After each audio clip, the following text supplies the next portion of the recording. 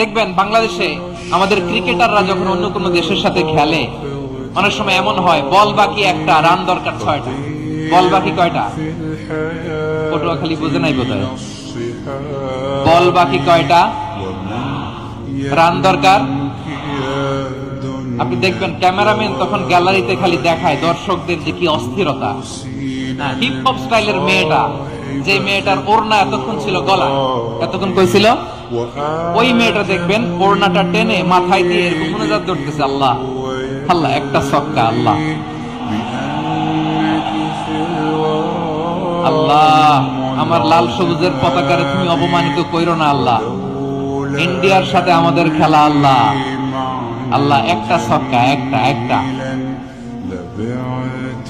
পুরো পুরো খেলা জুড়ে এই মেয়ের ওড়না ছিল গলায়, কিন্তু যখন এক বলে 6 রান দরকার, ওড়না চলে আসছে কোথায়?